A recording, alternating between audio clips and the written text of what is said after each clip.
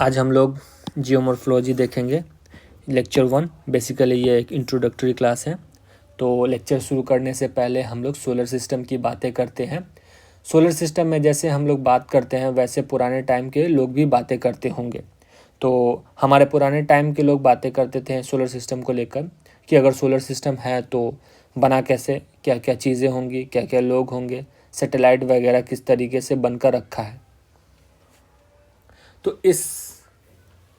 तो इसको लेकर बहुत सारी थ्योरी हम लोगों को देखने को मिल जाती है। जैसे मान लीजिए कि सन है, सन के बाद Mercury, Venus, Earth, Mars, Jupiter, Saturn, Uranus, Neptune.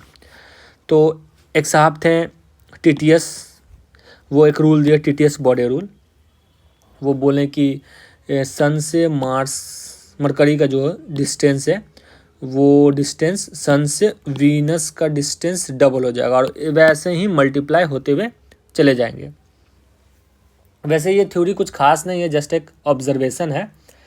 अब ये सवाल है कि जितने भी प्लैनेट हैं वो बने क्यों। सवाल तब उठता है जब लिमिटेड नंबर ऑफ प्लैनेट की बात करें। लिमिटेड नंबर ऑफ प्लैनेट हैं और ये बढ़ नहीं रहे हैं या घट नहीं रहे हैं, तो इनके पीछे का मैकेनिज्म क्या रहा होगा। सो देखा जाए तो basically they are 8 number of planet in our solar system. तो सवाल उठता है कि why limited number of planet. Limited planet होने से खलबली मचने लगी लोगों के अंदर। खलबली मचने से अलग अलग ज्योग्राफर देखने को मिले और उन्होंने अपनी अपनी थ्योरी देना शुरू किया। जैसे दो कैरेक्टराइज किया, एक मोनिस्टिक, एक ड्यूलिस्टिक। मोनिस्टिक मीन्स कोई एक सिंगल एलिमेंट है और सिंगल एलिमेंट से ही ब्रेक हो गया और ब्रेक होके बन गया। So there is a one heavenly body जो कि मोनिस्टिक कॉन्सेप्ट पर देखने को मिल जाती है। ये मोनिस्टिक कॉन्सेप्ट अलग अलग लोगों ने दी। एक साहब थे कांत ने सिंगल एलिमेंट हेवनली बॉडी है जिनका नाम दिया गैस। ये बोले single element single heavenly body है जिनका नाम दिया गैस, और उनकी हाइपोथेसिस का नाम था गैसियस हाइपोथेसिस। कांत के द्वारा गैसियस हाइपोथेसिस दिया गया। यहाँ पे जो सवाल खड़ा हो रहा है वह सिर्फ नंबर पे ही नहीं खड़ा हो रहा है। जैसे यहाँ पे साइज सीक्वेंस की बातें करें तो यहाँ से साइज बढ़ रहा है और यहाँ से फिर साइज घटने लग रहा है। साइज में बात करें तो सबसे बड़े जुपिटर हो गए। तो साइज में एक सीक्वेंस फॉलो किया जा रहा है। तो गैसियस हाइपोथेसिस साइज सीक्वेंस का फेनोमेना को एक्सप्लेन नहीं कर रहा था। फिर आते हैं हमारे लैप्लास एडवांस मैथमेटिशियन थे। लैप्लास बोले कि यह एक तरीके का नेबुला है और इस तरीके से नेबुलर हाइपोथेसिस दिया। Nebula means high energy gas. इनकी भी बात फेल हो गई साइज और सीक्वेंस को लेकर।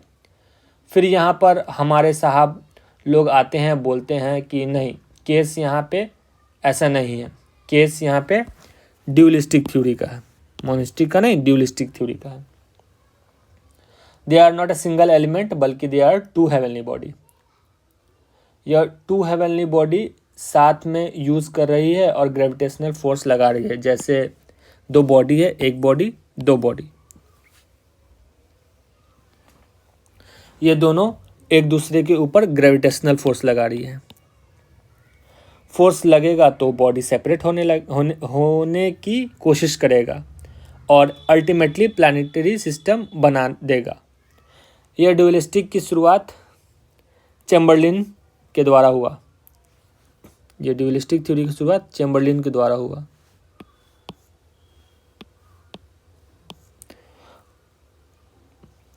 और चैम्बरलिन और मोल्टन मिलके प्लैनेटेजिमल हाइपोथेसिस दिया। फिर वही सब कहानी, वही सब बातें।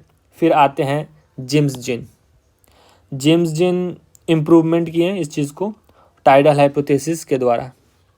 टाइडल हाइपोथेसिस में भी यही सब बातें हो रही थी। ग्रेविटेशनल फोर्स का इस्तेमाल किया गया, या ग्रेविटेशनल फोर्स का इस्तेमाल in the form of cigar shape. जैसे एक सिगार है और ये एक बड़ा बॉडी है, एक छोटा छोटा, फिर इधर छोटा छोटा, अब बीच में बड़ा। तो बीच में जैसे बड़ा है तो जुपिटर हो गया, और ये फिर छोटा छोटा जो कि बाकी के प्लैनेट हो गए। तो ये gravitational force in the form cigar shape की है। तो सिगार शेप में बात हमारे, उन्होंने कहा कि जो ग्रेविटेशनल फोर्स लगेगी इट वुड बी डिटैच। जो प्लैनेट सिस्टम डिटैच हो रहा है वो सिगार शेप में डिटैच हो रहा है, और सिगार शेप हाइपोथेसिस बफन के द्वारा दिया गया। ये वही बफन है जो आगे चल के पॉसिबिलिस्टिक का आइडिया देंगे। ऑल्दो इन सब में मॉडिफिकेशन होती है और फिर एक नई थ्योरी निकल के आती है, दैट इज 3 स्टार थ्योरी। इन लोगों का यह कहना था कि 2 हेवनली बॉडी तो है ही, there will be 2 heavenly body, लेकिन यहाँ पे एडिशनल मूविंग स्टार आएगा और यह अल्टीमेटली चेंज कराएगा। यह हाइपोथेसिस दी गई थी जेफरी के द्वारा। इनकी जो थ्योरी है वो कोलिजन हाइपोथेसिस है। फिर उन्होंने रसल का अपना आइडिया आया था, रसल के द्वारा दिया गया, जो कि बाइनरी स्टार हाइपोथेसिस। रसल एक अमेरिकन ज्योग्राफर हैं। ये सब थ्योरी आ जाती है तो पता चलता है कि कहानी ये सब नहीं है चल रहा है, ये सब प्लैनेट या स्टार से नहीं डिटैच हो रहा है, बल्कि कहानी कुछ अलग है। और जो कहानी अलग है, सबसे पहले आइडिया दिए हॉय, HOYLE। इन्होंने कहा देयर इज कॉल्ड सुपरनोवा। और जितने भी चीज़ें बन रही है ये सब सुपरनोवा एक्सप्लोजन से बन रही है, और उनके हाइपोथेसिस का नाम सुपरनोवा हाइपोथेसिस पड़ा। इसी सीक्वेंस में एक और साहब आते हैं जिनका नाम ऑटो स्मिथ। इन्होंने अपना आइडिया दिया। इन्होंने कहा इंटरस्टेलर डस्ट, जो भी डेवलपमेंट हो रहा है वो डस्ट के थ्रू हो रहा है। फिर ये ऑटो स्मिथ के द्वारा कहा गया कि जो भी चीज़ बन रहा है वो डस्ट के द्वारा बना है। उसका हाइपोथेसिस का नाम इंटरस्टेलर डस्ट बोले। फिर एक मेजर चेंज आया, उसमें हमें देखने को मिला कि in the form of big bang theory. Big bang theory के बाद फिर अभी लेटेस्ट डेवलपमेंट धीरे धीरे चलने लगा और अभी देखने को मिल रहा है ग्रेविटेशनल वेव थ्योरी। तो इसी प्रकार ये एक ओवरव्यू मैंने बताया कि ये सब कैसे